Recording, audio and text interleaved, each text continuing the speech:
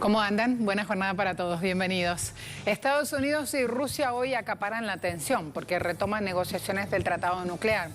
Y estamos preguntando ya en redes sociales si Trump aviva el miedo como arma de guerra. Como un buen zorro político sabe dónde impactar y dónde lograr más titulares y dónde lograr más información para finalmente acercar todo ese lobby político para su resultado. Tenemos presencia en Twitter y en Instagram. Ya estamos listos para arrancar hoy con un equipo que está full de información y donde en el mundo están concentrados en distintos espacios las opiniones sobre esto que discuten en la mesa de trabajo Estados Unidos y Rusia. Así que vamos a tratar de replicar esas voces y mostrarles más de lo que pasa.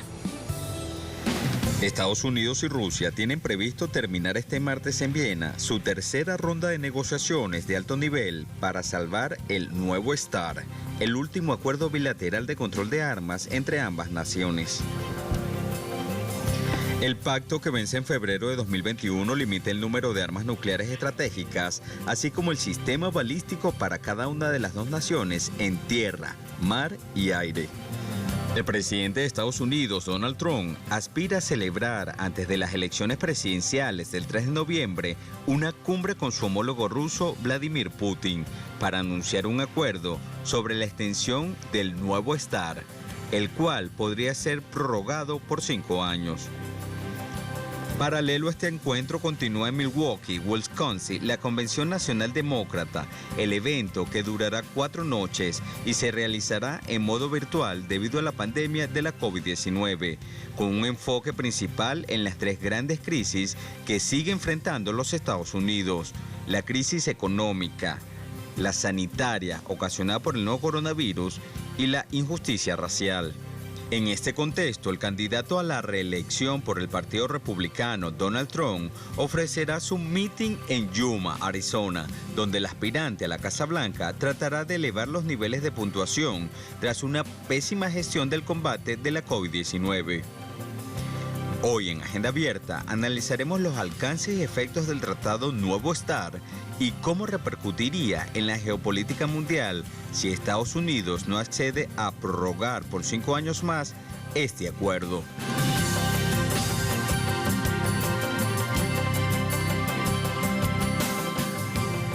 Eurativ dice, Estados Unidos y Rusia prosiguen este martes una nueva ronda para salvar el pacto de armas atómicas. Los negociadores se reunieron a puertas cerradas desde primera hora de la mañana del lunes en un palacete en el centro de Viena y tienen previsto seguir hablando hasta este martes por la tarde.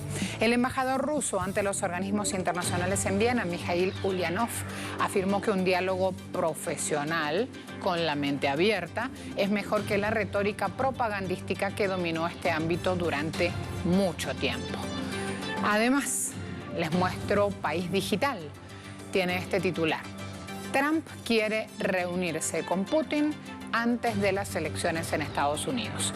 Según medios estadounidenses, el gobierno de ese país estaba considerando opciones, varias, en cuanto a posibles lugares y fechas del encuentro. Incluso hablan del mes de septiembre en Nueva York.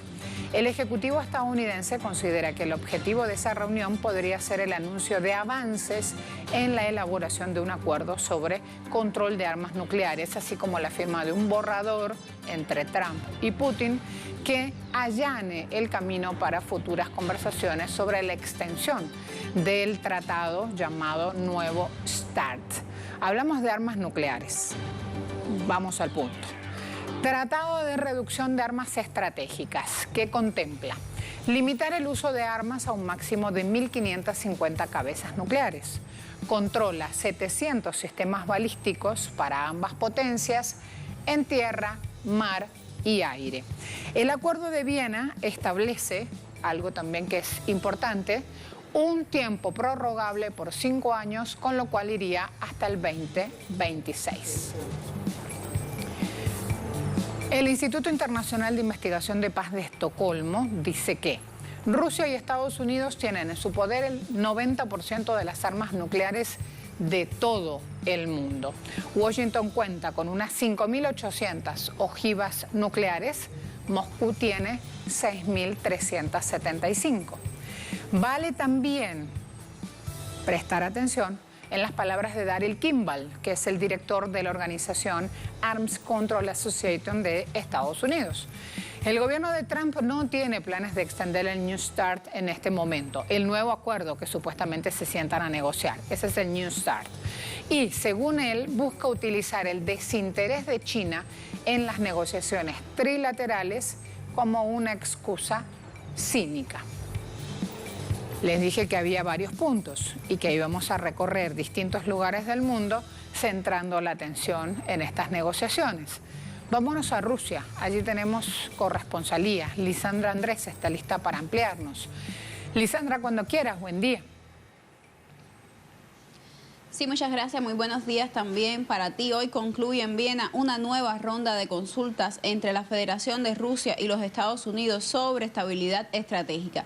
La delegación rusa está encabezada en esta ocasión por el viceministro de Relaciones Exteriores, Sergei Ryabkov, y al igual que sucedió en la ocasión anterior, las partes están manteniendo sus conversaciones desde ayer a puertas cerradas para la prensa.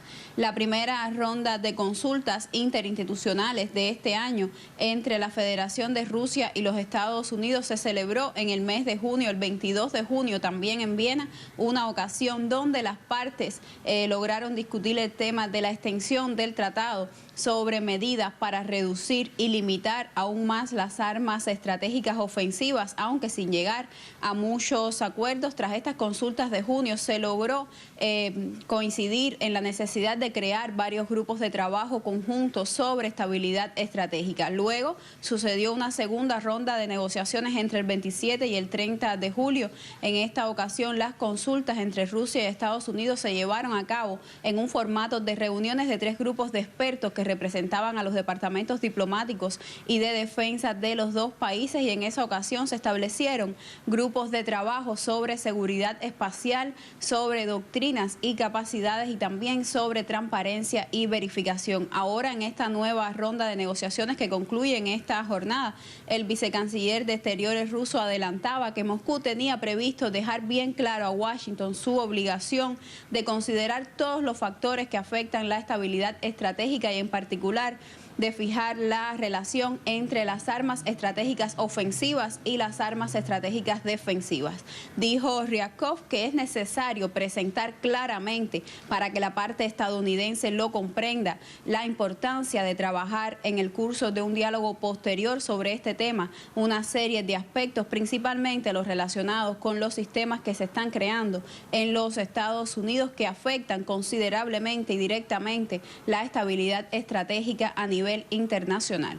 Esta es toda la información que tenemos por ahora. Volvemos con ustedes a Caracas.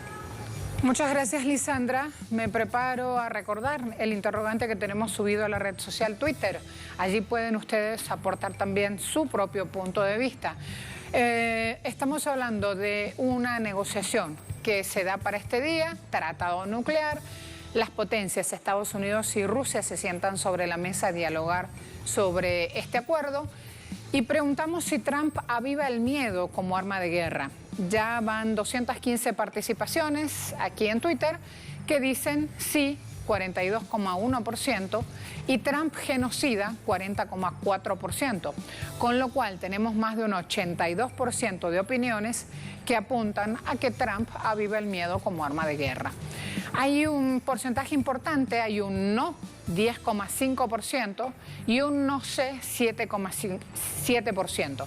Siempre les digo que ese no sé es ahí sobre todo a donde apuntamos, a tomar conocimiento, a formar su propia opinión, a intercambiar información y a prepararse también mediante los análisis a tomar posturas, porque esto nos ocurre como ciudadanos del mundo que somos.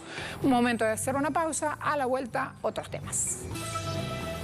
Abrimos el espacio de análisis. Súper invitado desde España, desde San Sebastián. Nos acompaña Iñaki Gil de San Vicente, analista internacional, intelectual vasco.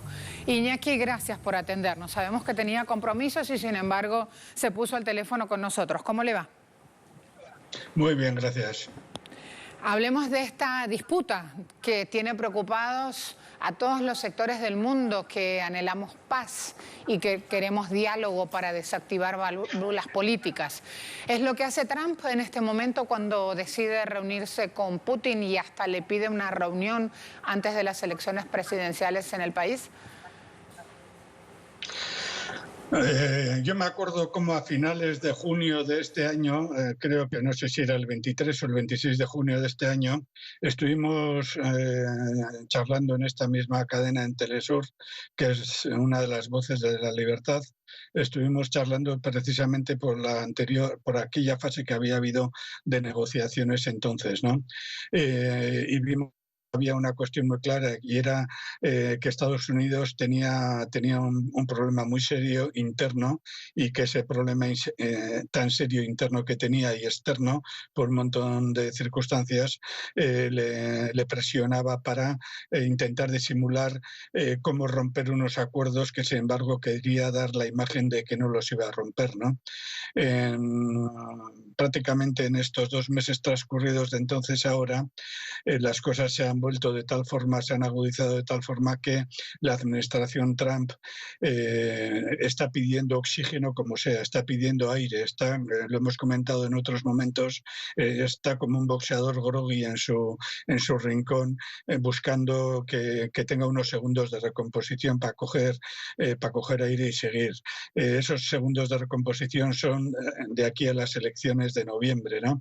Podríamos poner varios ejemplos de lo que está sucediendo en el mundo ahora mismo, por ejemplo, el acuerdo con los Emiratos Árabes u otras circunstancias que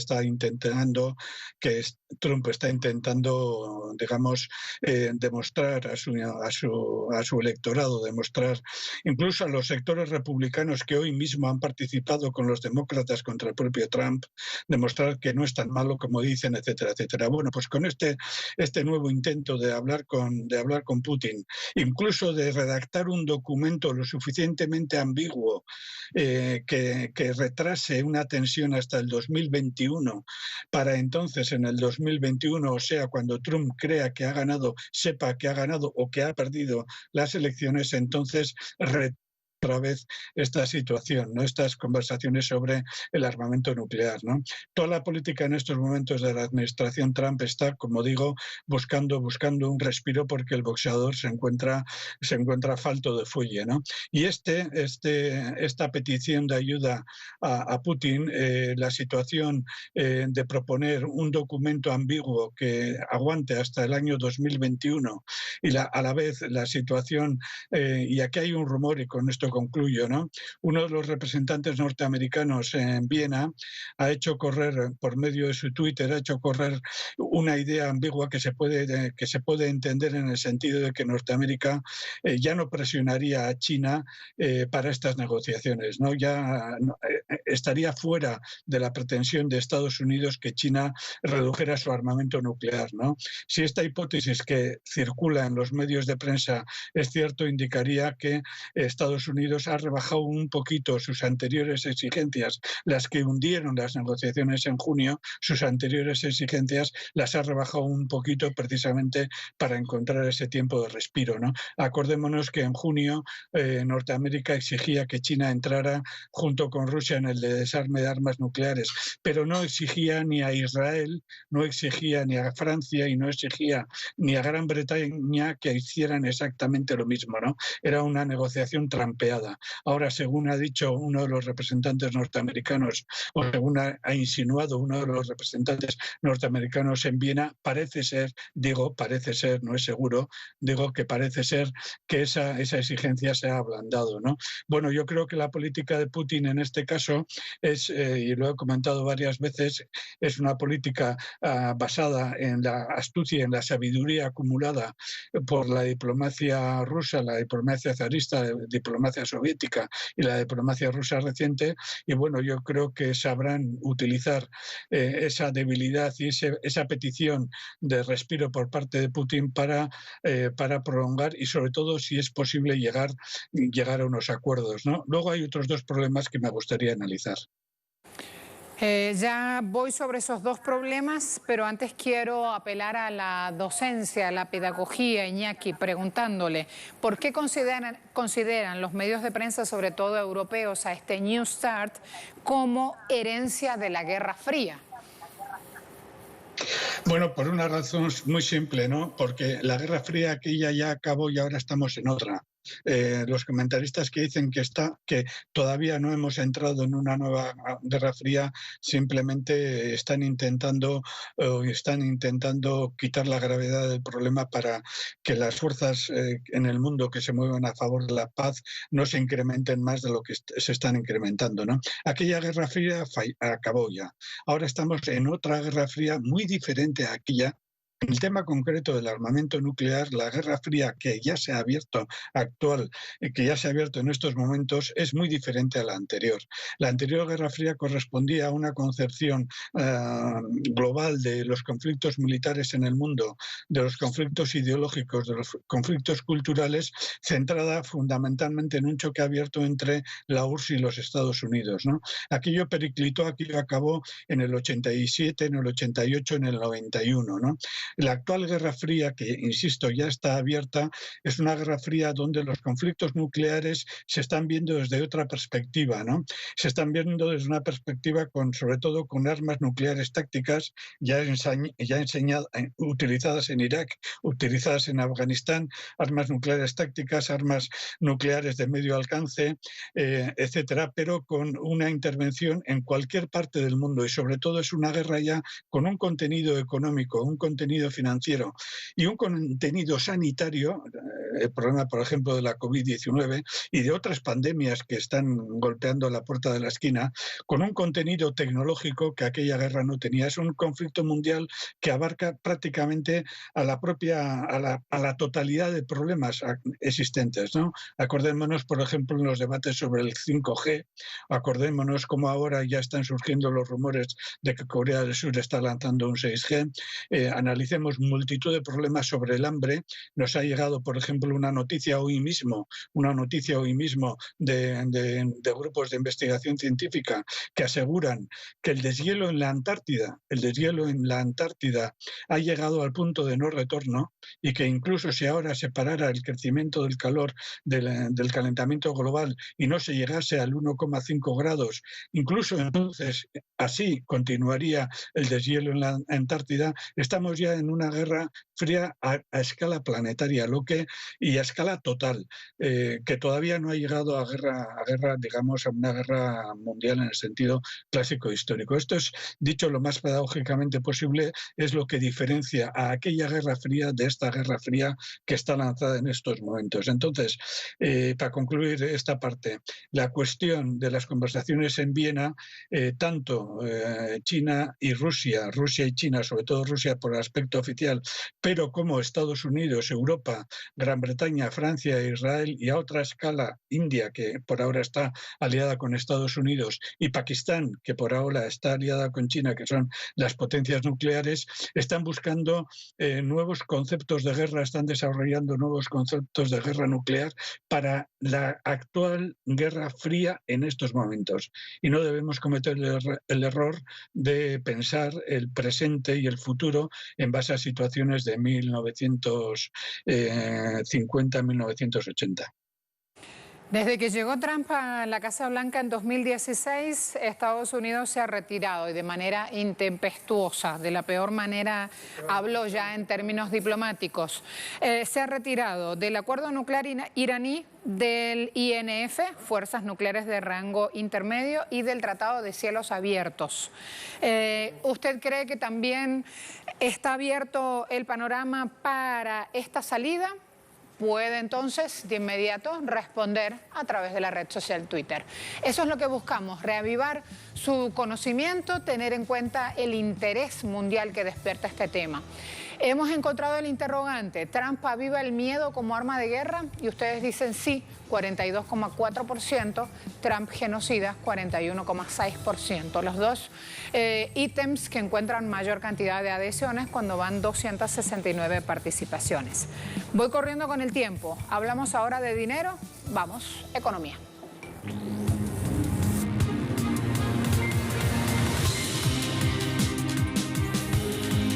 El expresidente de Uruguay, Pepe Mujica, defendió la necesidad de una renta básica para los sectores más golpeados por la pandemia del coronavirus. El expresidente dijo, muchos trabajadores cuentapropistas que viven de la calle, del día a día, hay que socorrerlos porque no solo es una cuestión social, sino también de tonificar la economía para que no se caiga del todo. Contrastó Pepe Mujica la propuesta de la renta básica con el concepto de recortes impulsados por el actual Ejecutivo uruguayo, destinados a afectar los salarios de los trabajadores y afectar las jubilaciones. La renta básica emergente tiene el apoyo de la Central Sindical y de decenas de organizaciones agrupadas en la Intersocial. Mujica criticó al sector de los empresarios por mantener una mentalidad rentista y especulativa y dijo que en el extranjero hay 24.000 millones de dólares que le pertenecen a los uruguayos. Pero cuando le tocan el bolsillo a los más ricos, ¿quién quiere repatriar sus ingresos? Ahí el punto, sobre todo, cómo se lo han llevado. Y estoy refiriendo específicamente a la bicicleta financiera de los últimos años, gestión de Macri en Argentina, que ha llevado a muchos de esos empresarios a fugar divisas. La economía de Israel registró una caída histórica segundo trimestre de este año y también esto genera noticia económica. Un informe de la Central de Estadísticas del país revela PIB marcó baja de 28,7% entre abril y junio pasado, la peor cifra en los últimos 40 años. Esta contracción se debe al confinamiento que el gobierno decretó buscando parar la propagación del coronavirus, una medida que tocó la actividad comercial, turística e industrial del país. Datos de este organismo confirman que Israel entró en una recesión técnica el primer trimestre del año. El PIB se desplomó 6,8%. La caída del consumo en este segundo trimestre, también resaltamos, fue de 43,4%, particularmente en la industria del turismo, donde la bajada alcanzó un 79,5%. La economía de Tailandia experimentó el mayor declive económico en más de 2 décadas. Tampoco queda fuera de esta situación de caída pandémica este país asiático. La oficina del Consejo de Desarrollo Económico y Social dijo que PIB de Tailandia disminuyó 12,2% en comparación con el año anterior. Esto implica o significa el descenso más fuerte desde la crisis financiera asiática del año 98. El ente señala también exportaciones registraron un descenso del 17,8%. El turismo, otro de los sectores claves del país, ha sufrido una dura contracción, 50,2% por el cierre de fronteras a turistas extranjeros a causa de esta situación, que como ven tiene características y caídas y arrastres en todo el mundo.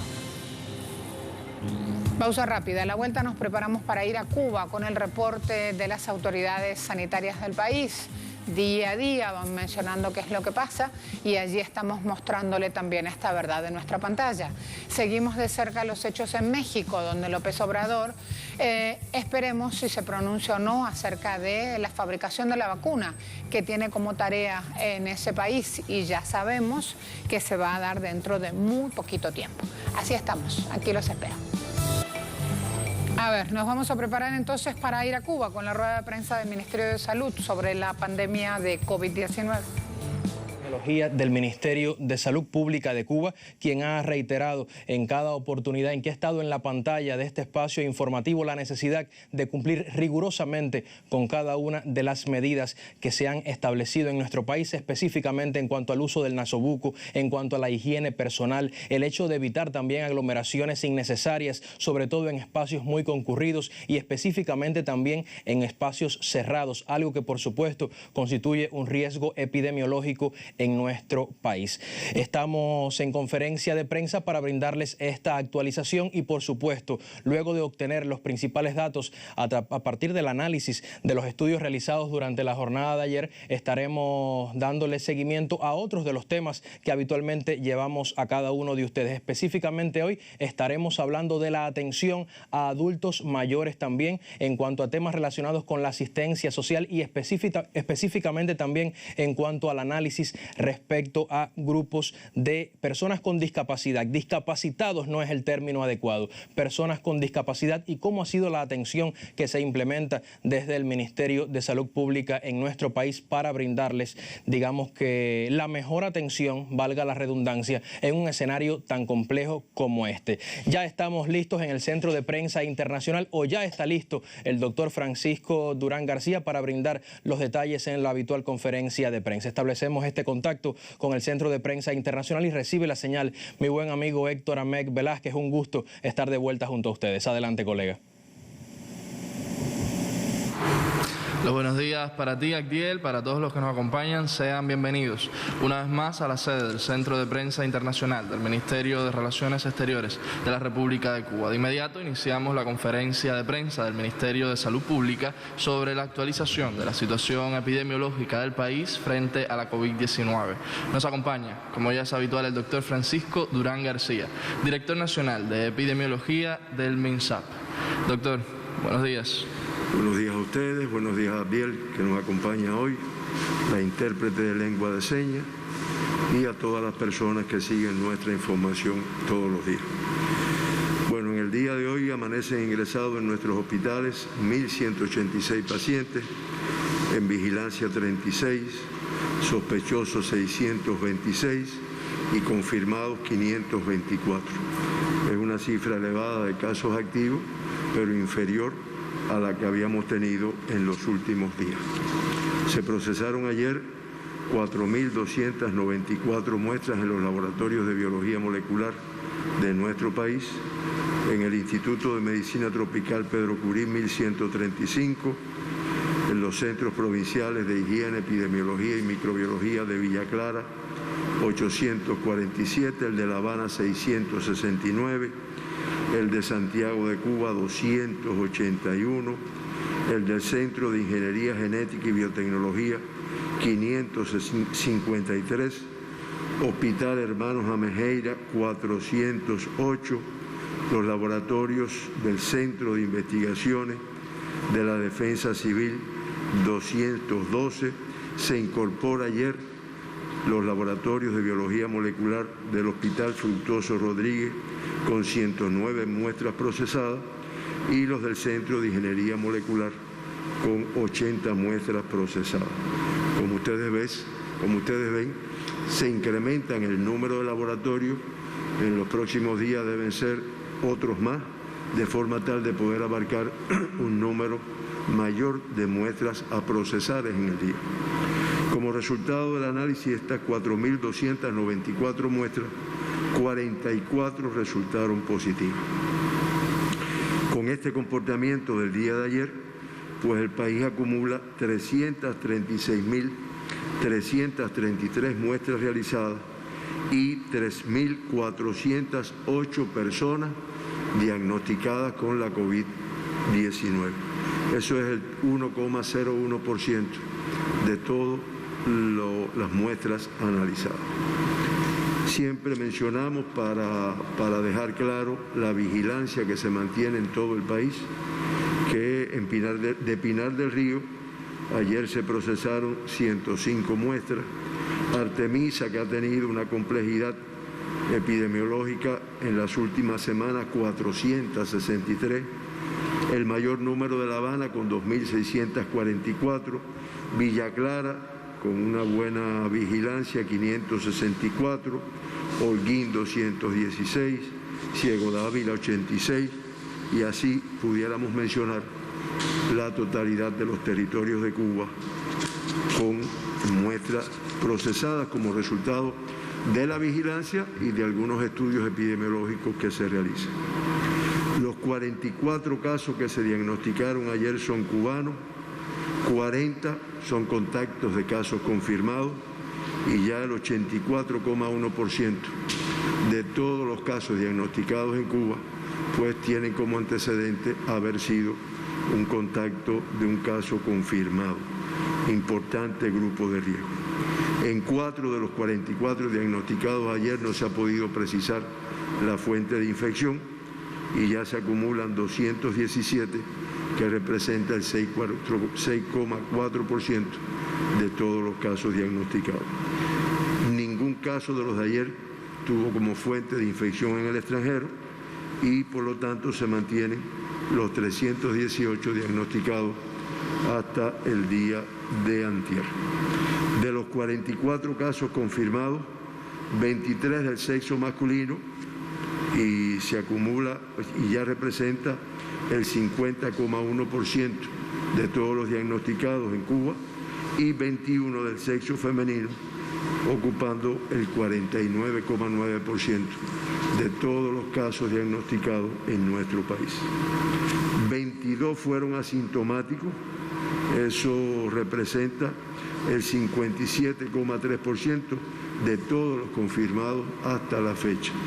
Cuando vamos a los últimos 15 días es el 59,3%, discretamente superior, lo que resalta característica de esta enfermedad, que es un número importante, generalmente por encima del 50. Hemos tenido ocasiones en que ha sido el 60 y el 70%.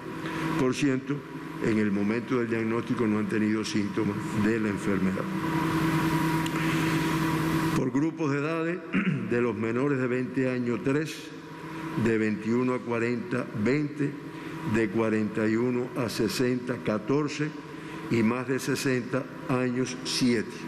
Ahí hoy no vamos a decir cuál es el acumulado de niños, cuál es el acumulado de menores de 20 años, porque estamos haciendo una revisión, ya que en el análisis yo digo menores de 20 años. En el análisis que hace pediatría, ellos consideran menores o hasta 18 años de edad.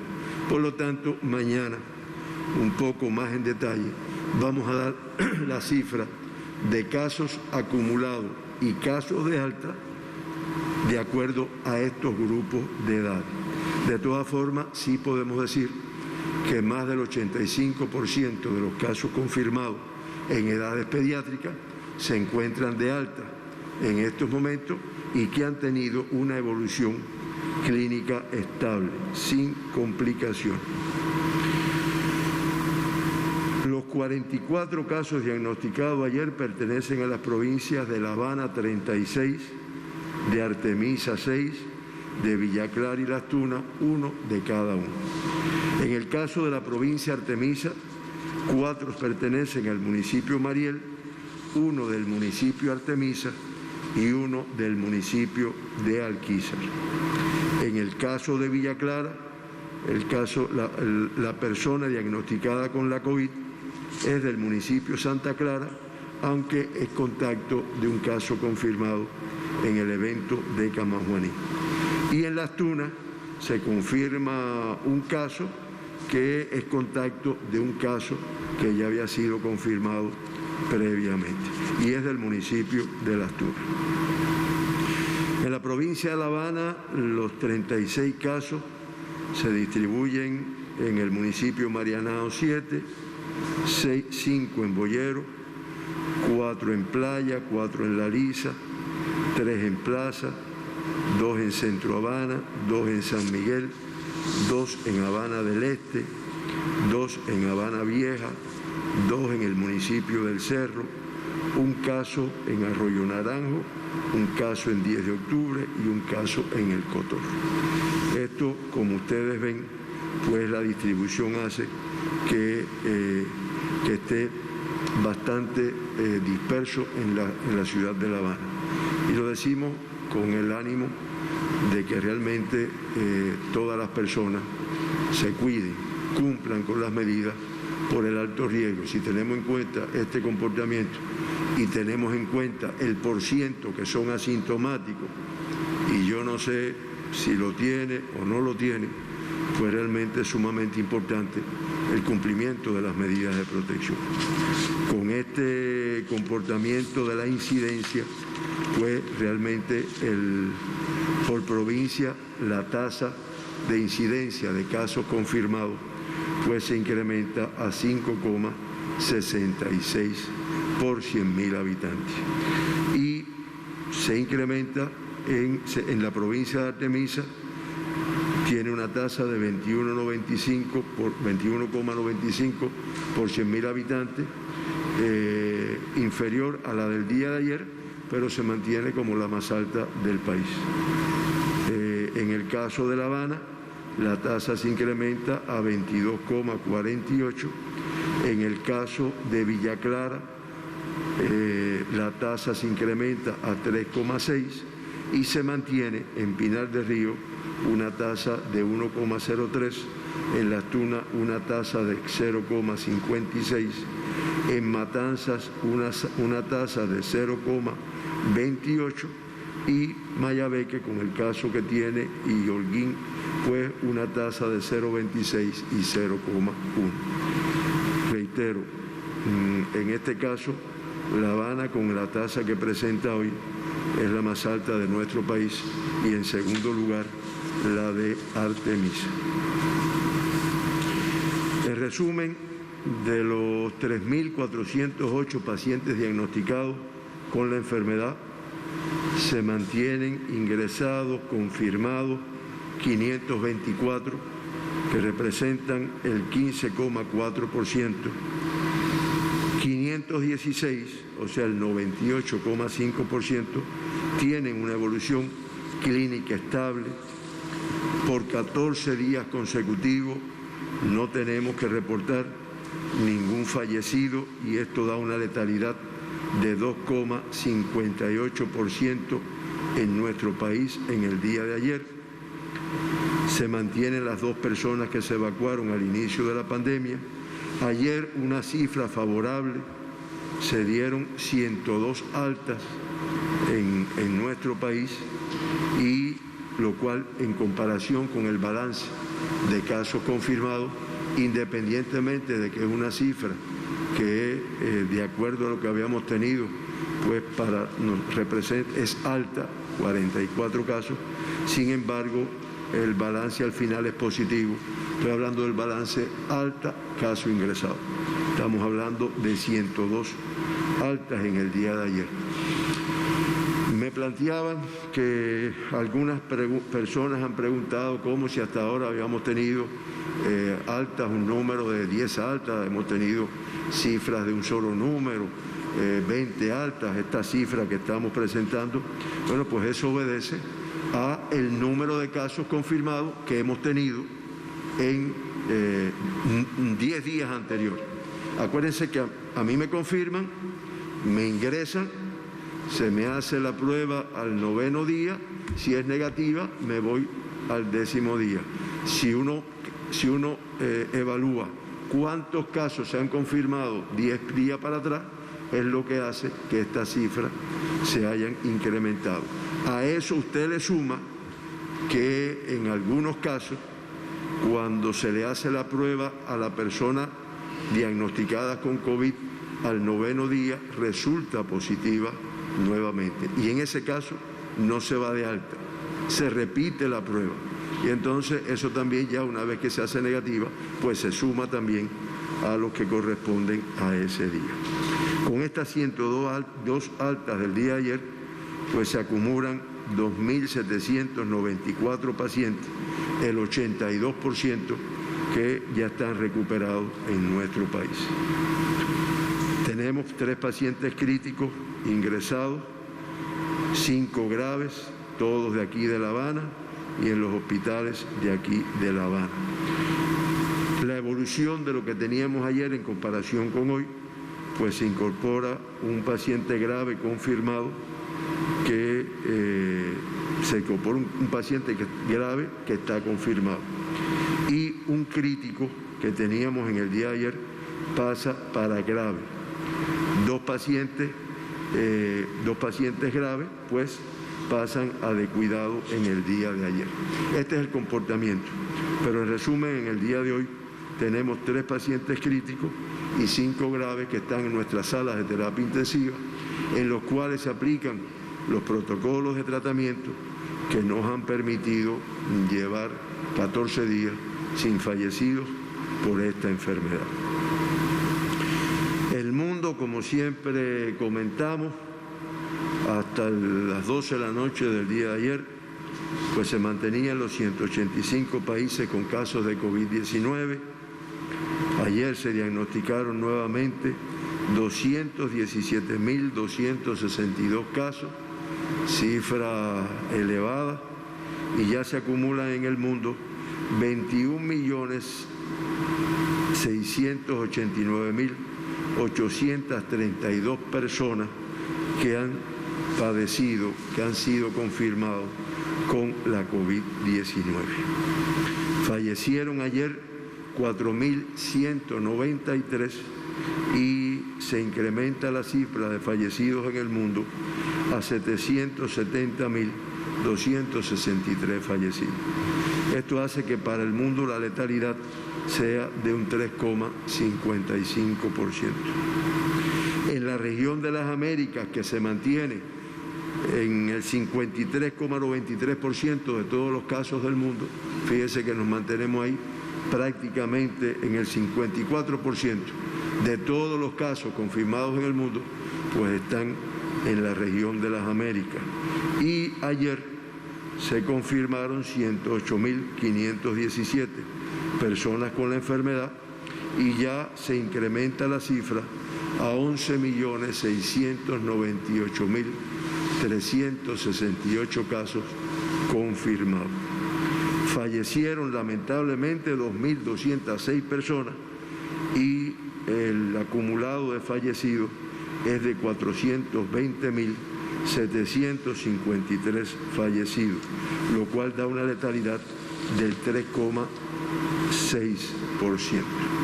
Ahí, si Lilian me ayuda y podemos ver una gráfica de la Organización Mundial de la Salud con el comportamiento de la COVID en el mundo, que nos muestra el incremento. Lilian, la otra, la de las barras, esa, muchas gracias. Ahí ustedes tienen, fíjense, eso es por días, ese comportamiento es por día, y ahí está hasta el día 16 de agosto, acá al final. Y fíjense cómo, lejos de disminuir el número de casos, pues es una montaña ascendente que se mantiene elevada. Lo llamativo de esto es que el color amarillo que ha predominado y que está arriba, pues es la región de las Américas. Fíjense por lo que se dice que es el epicentro de la pandemia ya desde hace un tiempo. Después lo que está medio que verde debajo, pues es Europa, que fíjense que a los inicios era elevado, después ha ido disminuyendo, aunque mantiene un número de casos. Lo que está en azul abajo es el sudeste asiático, que también sabemos el comportamiento que hemos tenido. África con el color azul abajo y con el color verde el Mediterráneo oriental. Este es el comportamiento aquí de toda esta gráfica. Lo importante es cómo la región de las Américas, con el comportamiento que ha tenido en muchos países, sobre todo en Estados Unidos, que ya tiene más de 5.403.269 casos, Brasil, que tiene 3.340.197, Perú, con una cifra elevada de 535.946, México 522.162, Colombia 468.332 y Chile 385.946. Fíjense que son cifras que hacen que la región de las Américas se comporte como el epicentro del mundo. Ahora sí, Lilian, me ayudas entonces con el mapa del mundo, donde ploteado en rojo está los casos, el número de países, el número en letras más chicas. Abajo está el número de casos, el número de muertes. Fíjense cómo está los Estados Unidos de Norteamérica y la región de las Américas con el número de casos, Europa y la atención, o sea, la Organización Mundial de la Salud llama la atención sobre el continente africano. ya que, como se plantea por la organización, preocupa especialmente ya que arroja un dato estremecedor. El COVID-19 ya suma más muertos que el ébola en esta región africana. Ya se ha cobrado 11.959 vidas y el saldo peor del brote de ébola entre el 2014 y el 2016 tuvo 11.308 fallecidos. Entonces, ustedes se dan cuenta de que... Dejamos Cuba y les cuento, un terremoto de magnitud 6.7 sacudió hoy la isla de Masbate, centro de Filipinas, dejando al menos un muerto. Y luego de derrumbar viviendas y provocar daños en edificios públicos y carreteras. Poquitos segundos, pero allí tienen las imágenes que son muy valiosas. Fíjense que aquí se habla de severos daños. SEA es quien tiene y levanta la información. Imagen, como lo ven arriba a la derecha, es quien tiene la autoría de esas publicaciones en redes sociales. Siguiente tema. En Uruguay, la Federación Nacional de Profesores de Educación Secundaria convocó a un paro nacional educativo por 24 horas, además de una semana de movilizaciones en defensa de la educación pública y en el marco de la actual discusión de la Ley de Presupuesto Nacional. La jornada de movilizaciones inició el lunes 17 de agosto y finalizará el viernes 21, a fin de rechazar las políticas educativas que busca implementar el actual presidente Luis Lacalle Pou. En el marco de la actual discusión de la Ley de Presupuesto Nacional, el sindicato reclama el 6% del Producto Interno Bruto dirigido a la Administración Nacional de Educación Pública, más el 1% para inversión de la investigación e innovación educativa.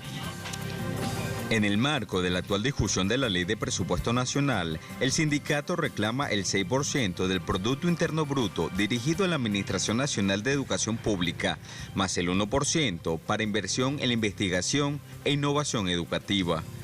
Los docentes también se movilizarán en contra de la ley de urgente consideración, que ha sido criticada por el gremio de los profesores, que considera que esta ley no resguarda a los trabajadores ni al estudiantado, pero sí estimula los intereses del sector privado.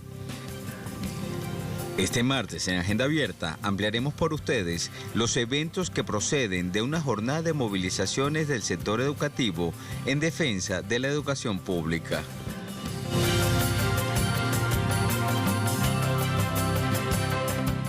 Tele12 dice, José Carlos Maya aspira a que no se pierdan derechos esenciales en el presupuesto de la educación. Es un senador, vicepresidente del Frente Amplio, quien declaró que hay que hacer un esfuerzo fiscal en el sector de educación, que el gobierno allí prácticamente no tiene nada de concepción bayista.